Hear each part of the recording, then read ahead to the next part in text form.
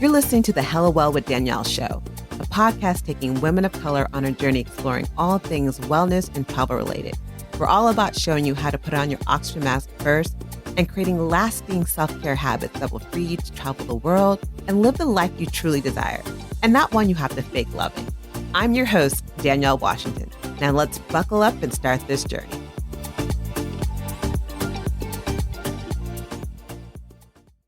Hello, and welcome to another episode of the Hella Well with Danielle podcast. I'm your host, Danielle Washington. And if COVID has taught us anything, it is that anything is possible.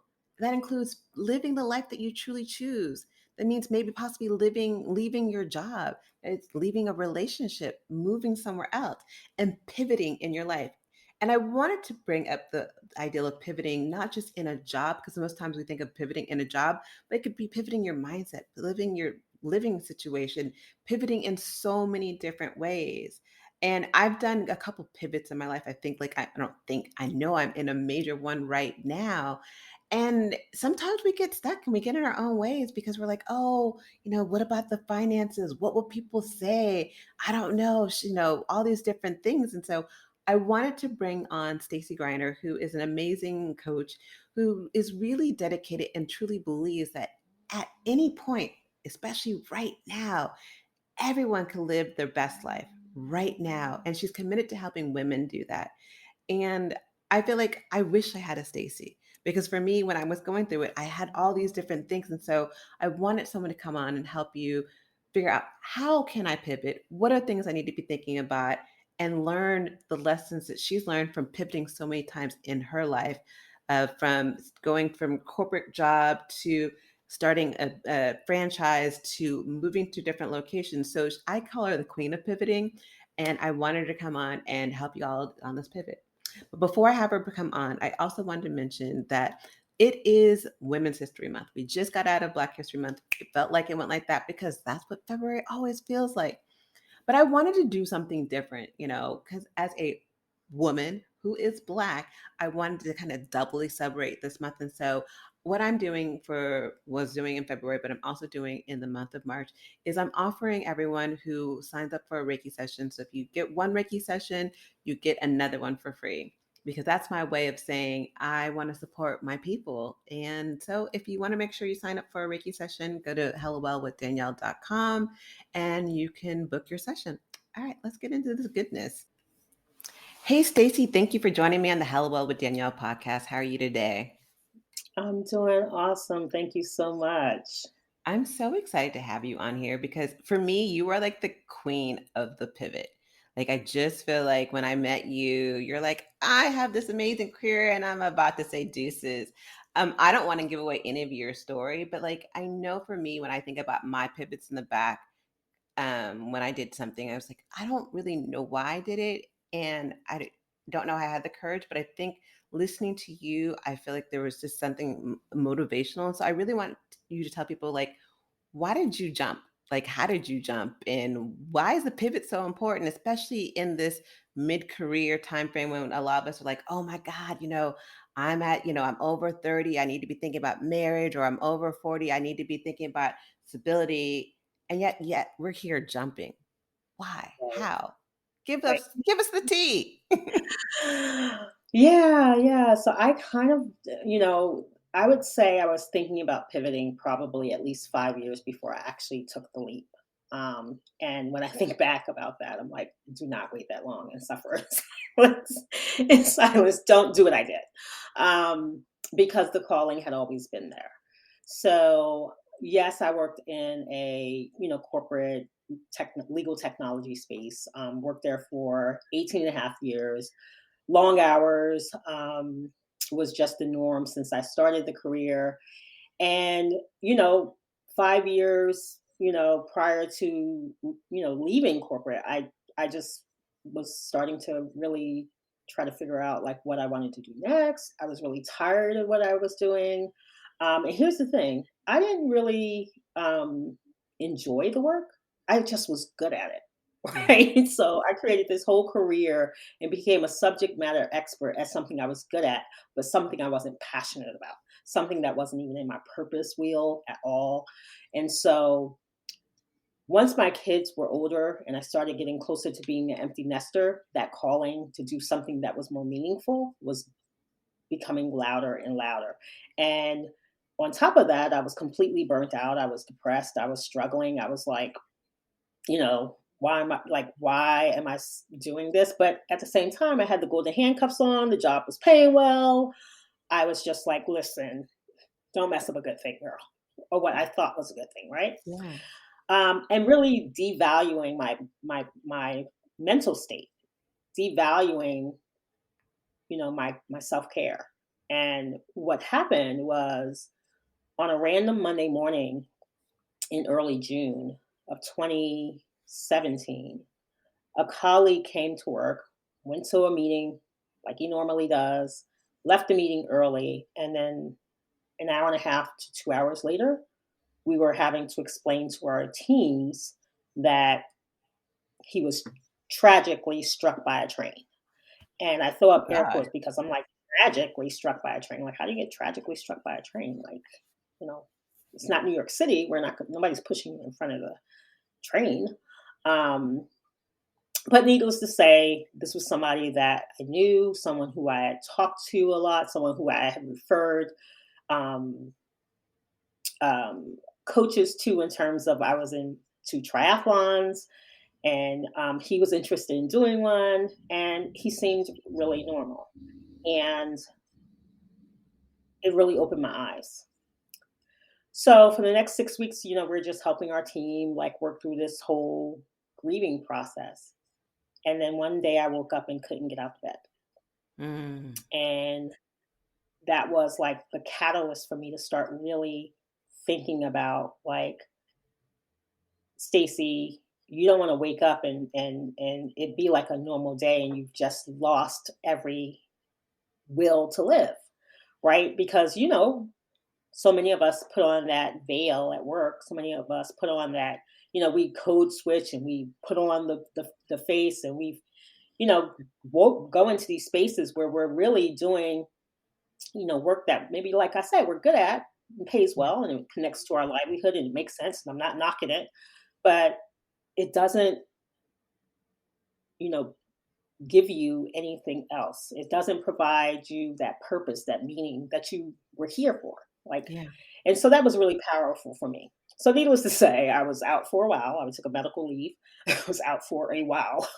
And I took care of myself and I professionally took care of myself. And again, I would say to everyone is that, don't be afraid to get professional help to help you through these times.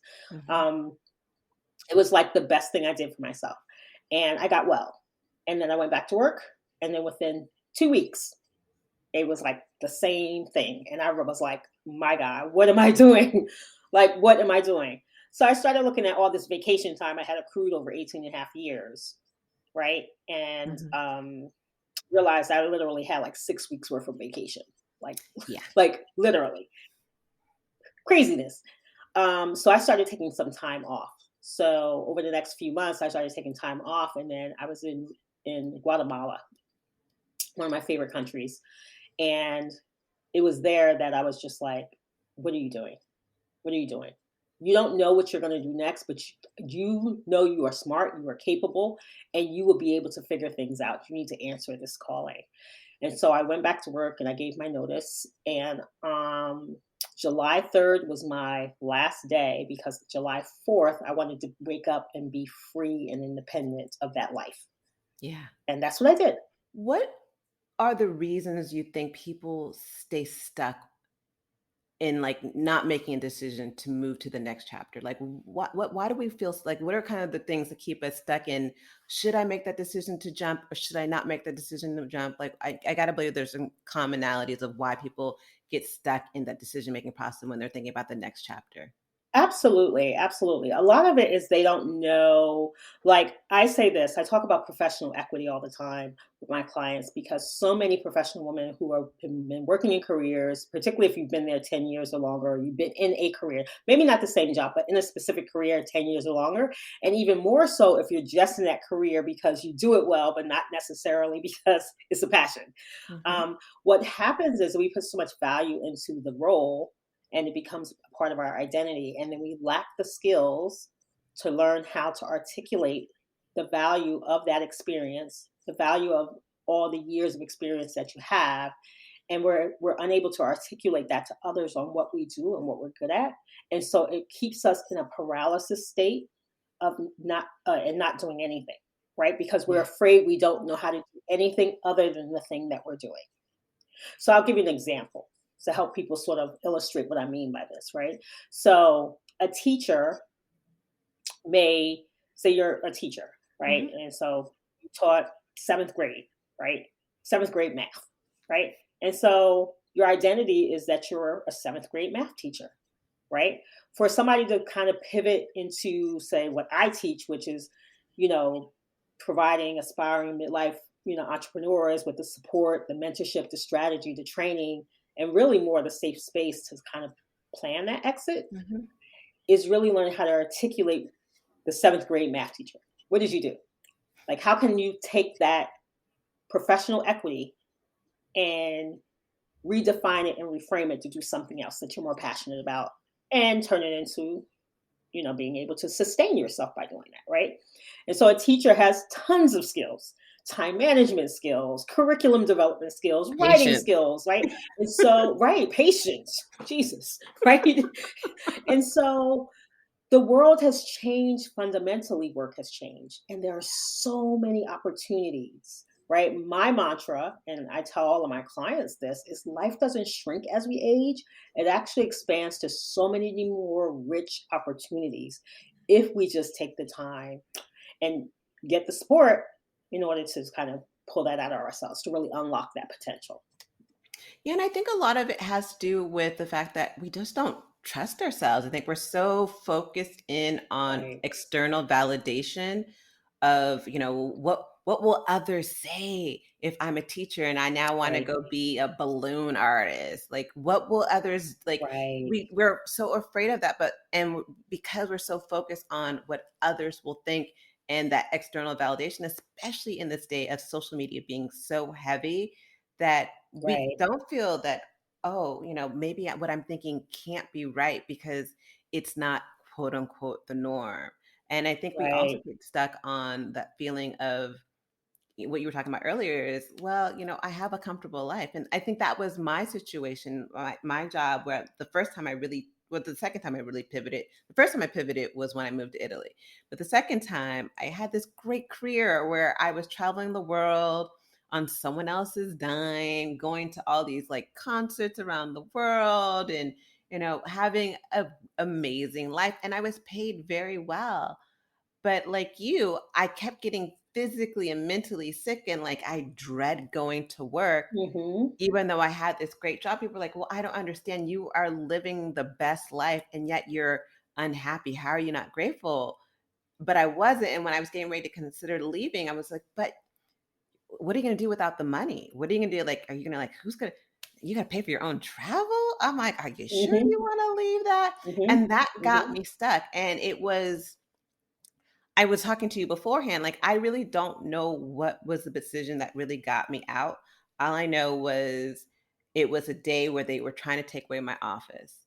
And I had all this paperwork and all these boxes because I did events. And I'm like, you're going to put me in a cube and I have all this stuff. And I was so angry. That was the first time Hmm. I'm literally, I used to work in Emeryville and in the East Bay near Oakland, and I was taking the BART home to San Francisco, and I literally booked a flight to San Diego, like on the BART, and I left within 30 minutes of that to get on a flight to San Diego. And it was in San Diego, there was a calling of some sort. It's like, girl, get out. Girl, Right, get out now. Like, I don't know what you're gonna do, but get right, out now. And you right. talked earlier about a calling. Like, can you explain what is this calling and like yeah. Yeah, yeah. I think the calling, everyone has it. Like, so Yeah. first and foremost, you are valuable, you are worthy, you are deserving. God has given each and every one of us a gift. And sometimes it takes a little while to cultivate that gift, right?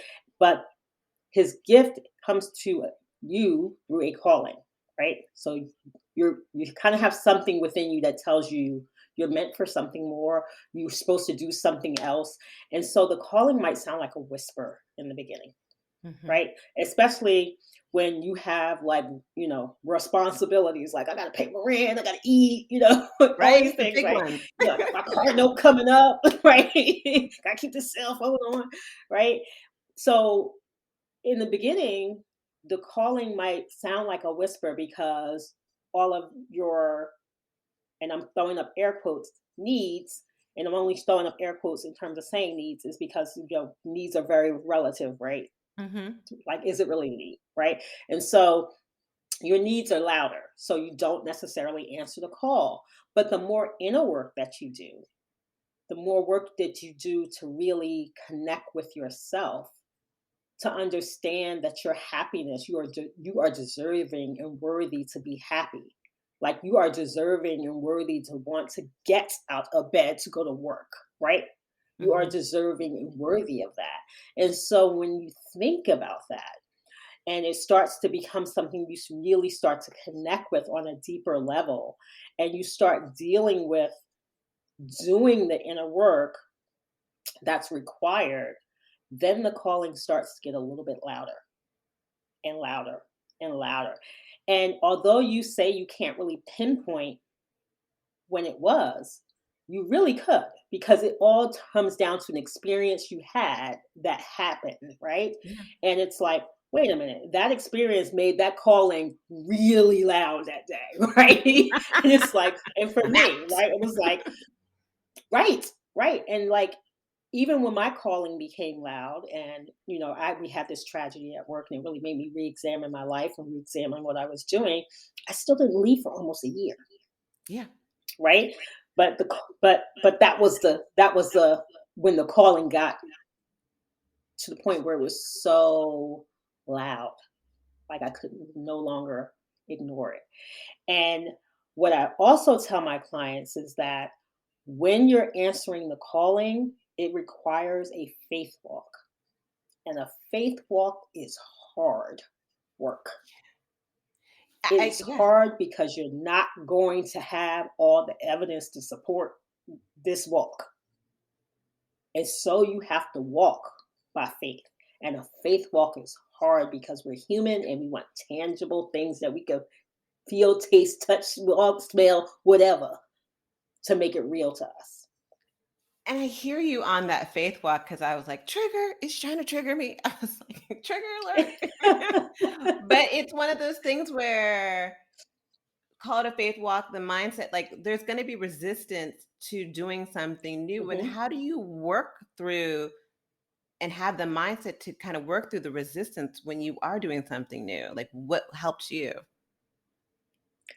Right. So resistance is interesting because, you know, I the question I always ask my clients is like when they feel that resistance, or when they feel like, when someone says, we'll use your example, feeling like you're stuck, right? Mhm. Like, okay, stuck.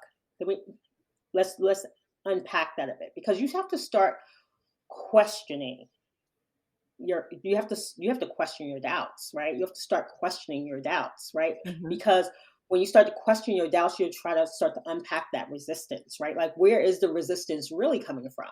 Because it's not like you can't quit, like, not telling anyone here to quit their jobs, because that's a personal journey. Mhm. But get support, to help you through the journey.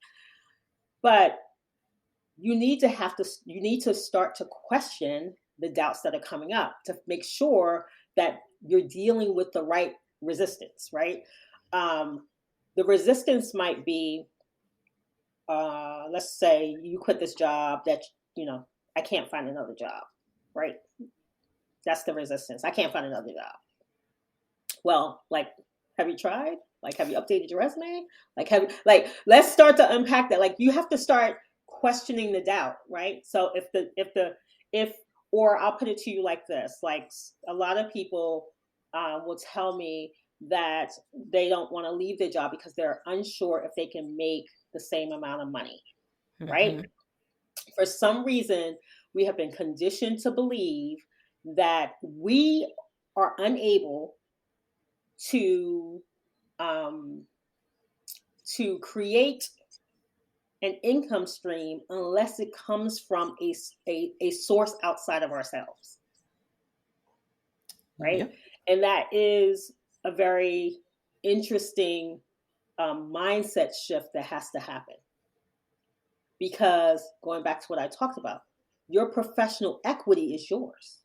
So the job that you were doing, program manager, coder, teacher, doctor, lawyer, um, baker, chef, you leave the job, they your professional equity doesn't stay with the job, you take it with you.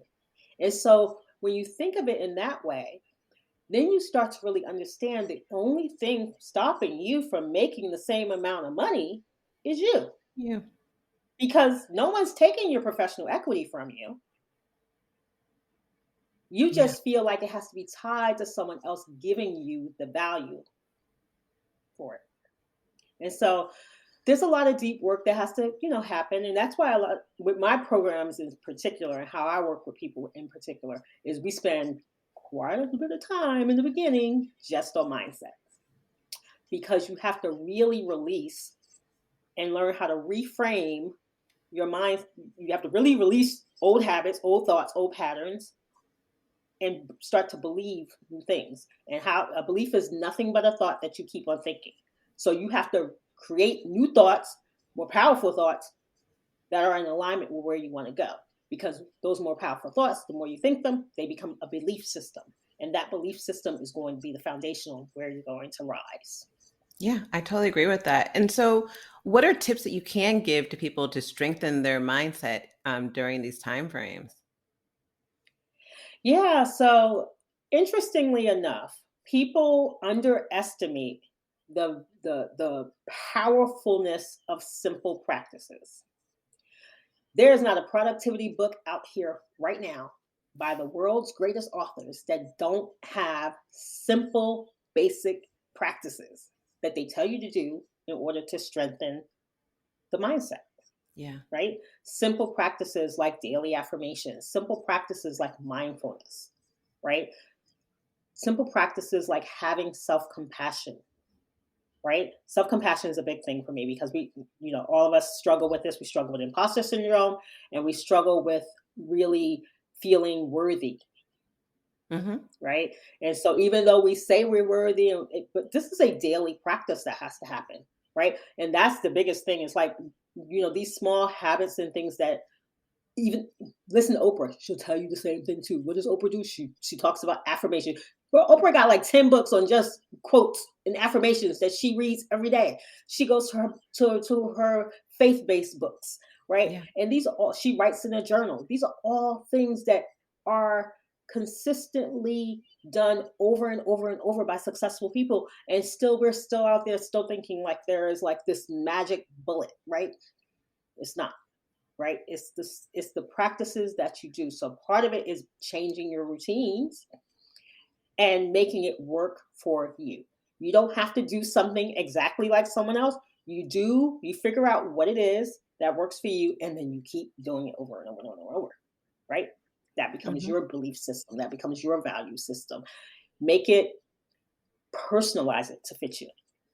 And I think that's so important about personalizing it, because I think people go in, and especially, they go on Instagram or YouTube and then see this guru saying, this is how you do it. And they're like, oh, I have to do it this way, even though it doesn't Right, feel right. And so they're going against right. themselves. And I say other people, I've done this as well. It's like, oh, you have to, do your business this way. Oh, You have yes. to, travel this way. And I'm like, but it didn't Yes. feel right, but it was when I started going out on my own and listening to myself and Right, owning who I am and right. trusting who I am, and that it will work out, because I don't know, I just know. I just know that I know it. I showed up differently. Yeah, yeah. And when you're in your most authentic self, things start to unfold for you, because that's your natural state of being. When you're outside of your authentic self, you're going to get resistance. Right? So if you think about like, I love to think about like how morning routines. Now, I'm not saying anyone shouldn't have a morning routine, but it definitely should be personalized to you. I was trying, like you mentioned, I saw a morning routine, and it was like by the time I finished all that stuff, it was like an hour and a half. I was like, Right. You're like, why am I doing this? right, like this don't even align with what I'm trying. And then I become obsessed about it because then I'm like, well, if I don't do it this way, I'm not going to have success. And then now, instead of like, people, or if it's only one way to meditate, right? I have coffee meditation, right? I'm not, I sit down with my hot cup of coffee, and that's how I practice my mindfulness and meditation.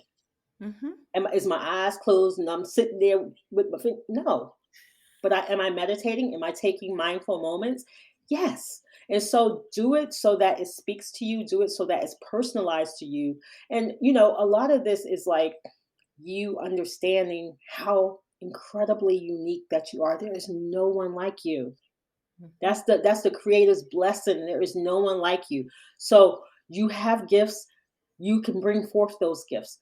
There is no, I don't care how, I always say this too, because I help people create online businesses, right?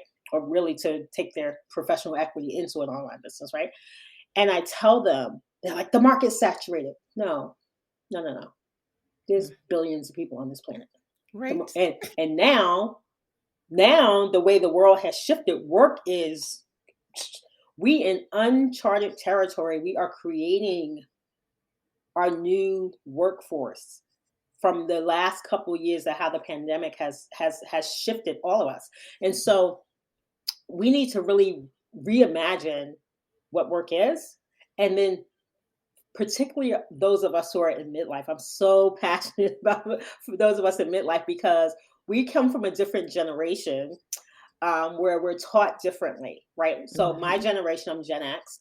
My generation was taught to stay at the job for 25 years and then retire, and then what? Like we're living till like we're 90 years old now. Then what? Like what else do Exactly. you want to do, right? And work can be different. Work can be meaningful. Work can be, and at this point in your life, a lot of us are not, like for me. I'm not chasing money, right? Not that I don't love money. Let's not get it twisted. I love money.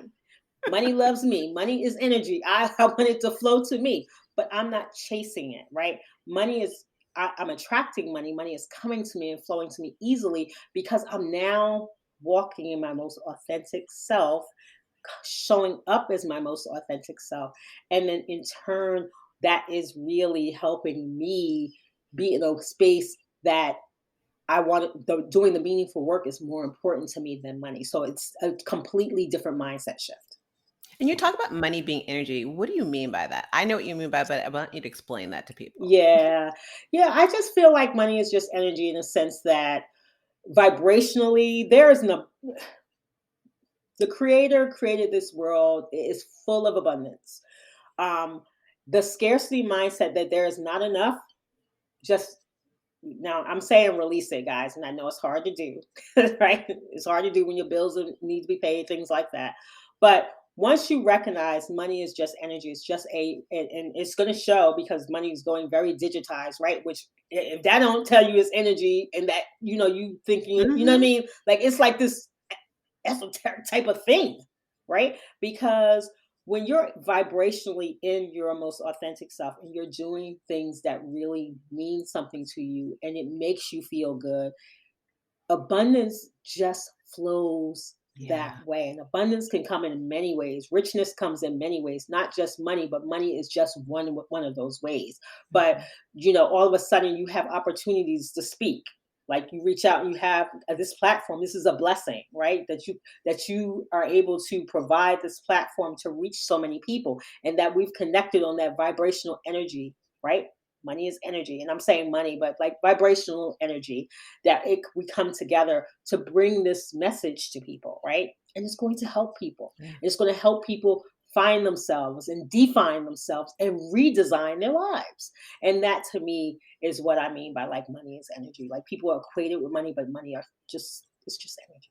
It's the same way. I love that. I love, love, love. I'm always talking about energy, especially as a Reiki master. So I'm like, money is energy. Hmm. I definitely agree with that. I vibe with that because everything is energy. And once we start Everything's energy. realizing that, we show up a little bit differently. Speaking of showing up Yeah, differently, try to do something. And then just to tap on yeah, that one last time before you go on, try doing something when your vibration is low. That'll tell you something, right? How exactly. difficult it is to do something when your vibration is low, right? If you ever have low energy, low malaise, you're not in a good space, you've got stress on your mind, you can't let it go. Try doing something. You will not be successful because the energy's not there. And that kinda goes to where I was gonna go. It's like, you talk about when your energy is low and your vibe is low, it's really hard to do things. Think about those times when we're quote unquote paralyzed in a job because it is what it Mhm. is, and that's just like, I can't leave because I have XYZ. How did you recognize outside of the physical things before you, like, actually left your job that you were burnt out? Yeah, so burnout manifested for me in my body, right? So I stopped doing Mhm, the things I love to do. I'm very like I've done Ironmans. I'm like a distance type of endurance athlete. I stopped doing those type of things. I stopped hanging out with friends. I stopped, um, I started just becoming like a little bit of a loner, right? mhm, And you know, I started losing sleep. I started losing weight. My hair started to fall. Like it was all these physical changes, but emotionally, the changes were. I'll never forget. I have this one picture that I go back to all the time. That was in the heights of when um, I was like completely burnt out and depressed, and it was a picture of me holding my grandson. It was my mhm, first grandbaby, and I could see like I look, like I'm endearingly holding this beautiful baby, right? mhm. But when I look at the picture, I could see sadness in my eyes, like Mm, behind, and that just, ooh, it just hurt me so much.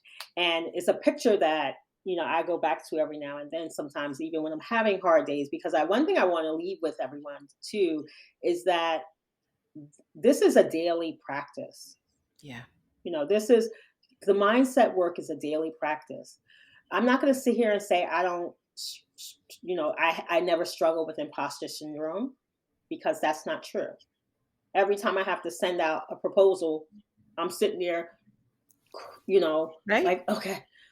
And then I click the button and then I'm like, until I come back, like, But the only difference is I've learned the tools now not to have that spiral me out of control, right? Mhm. Or spiral me into a place of low vibration. I've learned to just let it go and understand that life is happening for me and not to me. Mhm. And Yeah. so just being in that right vibration. And so when I think about all of those things and I think about the journey and how we deal with imposter syndrome and we deal with the stress at work and the burnout, for me, the other thing that was really key was that I no longer, because I was uninspired in the workplace, I wouldn't get new projects. I'd get difficult projects. And Mhm. I recognized that that was something that was like, okay, in some aspects that should feel great. Like I'm getting all the big projects, but the big projects were the difficult projects. And I recognized that I was like no longer as creative. I was just like a person that could, yeah, I was good at it, fix things, but not really anything that was really passionate. And so I started to talk to my high achieving, mid career professionals. When you're uninspired at work, when you have apathy, you're like, you know, these projects don't really, or if you're in a position where you've been passed over so many times for the promotion, Yeah. sometimes we look at that, we're like, I got passed over again. Girl, that might just be your calling. Like, you don't need Yeah. that. You don't know what you just, you know, and then, so it's a lot of ways to work with your mindset. So you're reframing those, things when they're happening to you, but also being present and aware so that you're not ignoring the signs of your calling, right? Yeah. So that's what I And would I say. don't and I don't think the pivot always is about your career either. It could be a pivot in your No. marriage. It could be a pivot in Hmm. your living situation and how you show up. It could be a pivot in your mindset. So I want people to make sure that it's not just a pivot in your your career, and I'm moving from this career to another career, but there's so many different Right. ways that we pivot. I feel like in this period of, COVID we're not post COVID. I don't know why I'm gonna sit here and lie, say post COVID. We ain't near post COVID. That would have been a lie to even say out of my mouth. But in this COVID time frame, Hmm. I have pivoted. I've pivoted from, having the travel business to other things, but not even that. I've pivoted my mindset and how I'm showing up. I've pivoted into being more of mindful. I've pivoted into recognizing that I am a healer and I have these certain Right. gifts that I've been hiding. And like you talked about earlier, the calling has been yelling at me like it has a megaphone. It's like, Right. sis, knock, knock, Sis, knock, sis. sis, sis. Yes, And yes, it's yes. been really, really loud, and I couldn't ignore it. And so Right. I just wanted to kind of point that out as well. But one thing I wanted to ask you is, what would you have done differently in the midst of any of your pivots? And what questions should people think about when considering the ideal of pivoting? Yeah, so when I think about, because I've just had another recent pivot, like I can, like Exactly. I just pivoted. I mean, like what?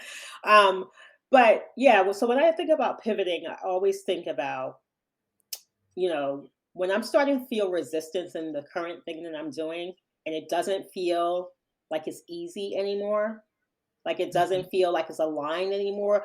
One or two things might be off, and um, it may be in the way I'm energetically feeling. And I know this might sound a little woo because that's not like tangible, right? But you should learn to trust your gut, right? You should trust your gut.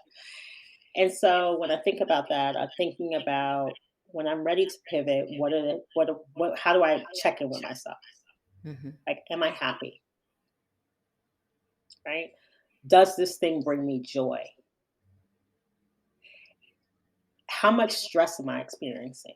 Am I waking up? I'm always like this. If you wake up and you got a lot of tension in your neck and shoulders, it's very likely that during your time of rest, and I'm throwing up air quotes here, Yeah. your body is like you're stressed. You ever be under a lot of stress? This has happened to me. I'll share my personal experiences. Like I could tell when I'm out of alignment, and I can tell when I'm stressed because my brain won't shut off. So even when I'm sleeping, I'm like fretfully sleeping or fitfully sleeping. So I'm waking up and I'm having all these different thoughts about making payroll, thoughts about paying the lease on this, thoughts about doing this, doing that. And like I just came out, I just sold my stretch studio that I owned.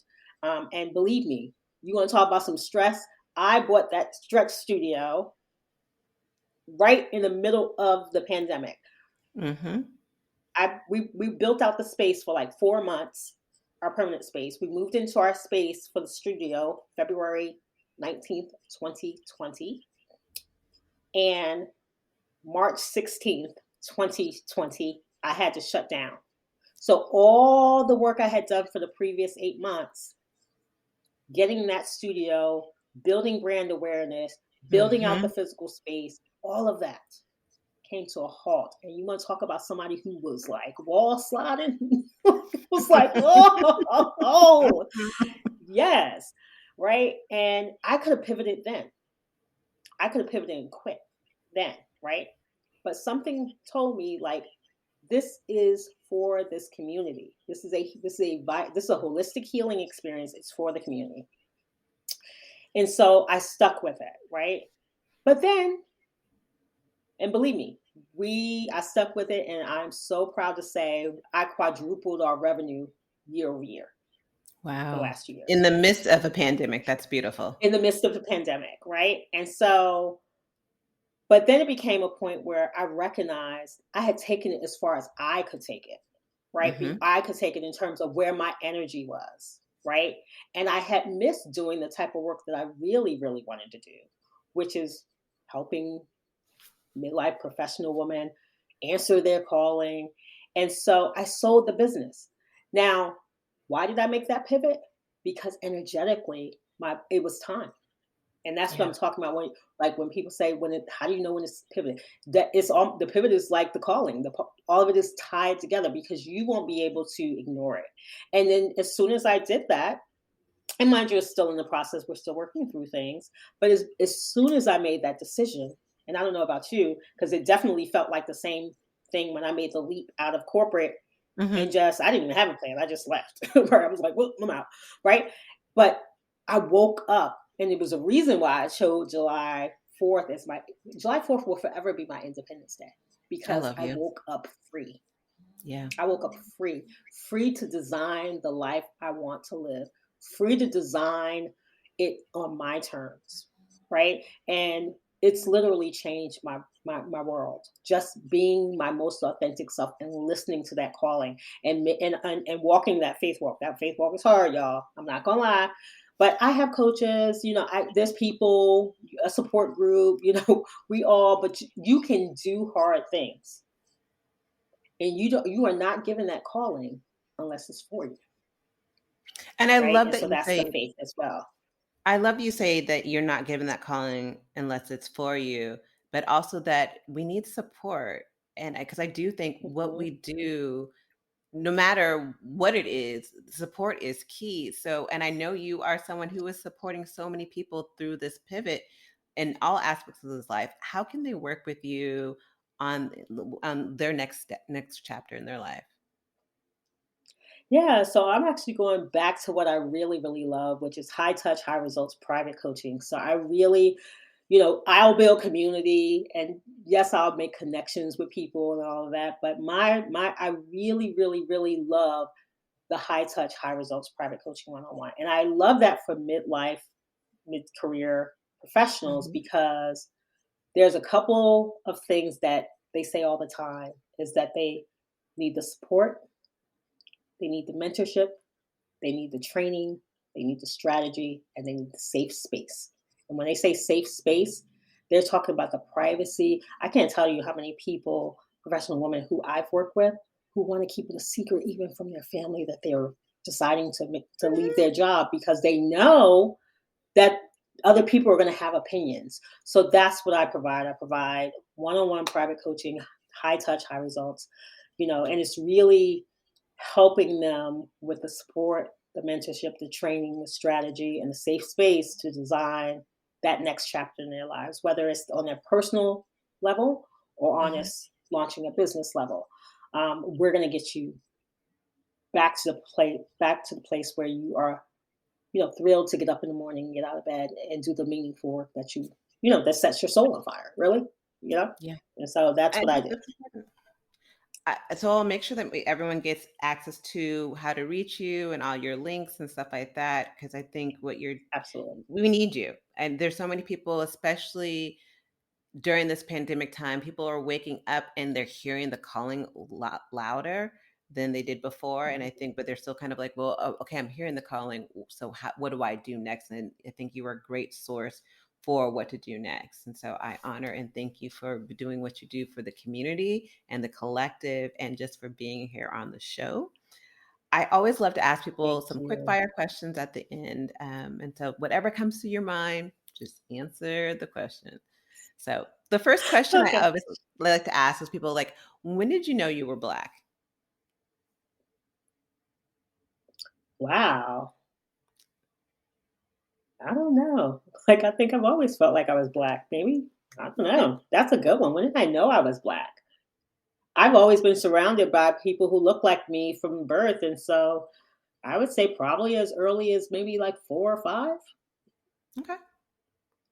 Yeah. What That's a good one, uh, girl. Ooh. gets easier? Aisle or window as my fellow traveler? I Aisle am or window? a window. I am a window gal. On domestic flights, on international flights, I like an aisle seat. I understand that one. What's always in Mhm. your travel bag? Oh, what's in my travel bag? AirPods, hand sanitizer, lip balm, a travel case for water, and some snacks. You got a lot up in that bag, girl. I love you. What brings you joy in the midst of hard times? What's your go-to to kind of pick you up?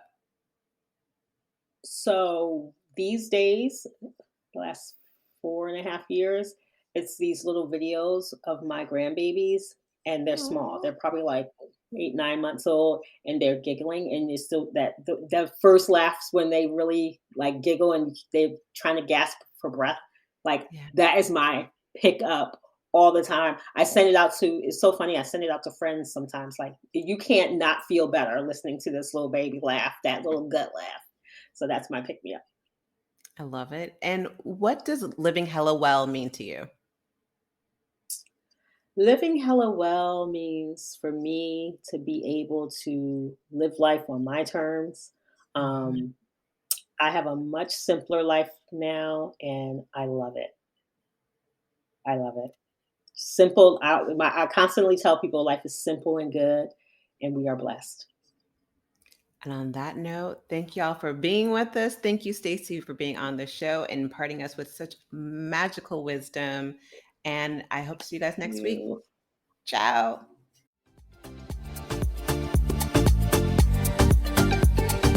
Thanks for joining us this week on the Hello Well with Danielle show. Make sure to visit our website, hellowellwithdanielle.com, where you can subscribe to our show on iTunes, Spotify, and Amazon Music and never miss an episode. Also, you can follow us on social media at Hello Well with Danielle on Facebook and Instagram, and Hello Well Danny on Twitter. And if you like hella love the show and got some good nuggets out of it, know that I'm not too proud to ask for you to please leave a rating or review on iTunes so that we can continue to expand our reach and help other women of color. Again, thanks so much for listening, and I hope to see you next week. Ciao.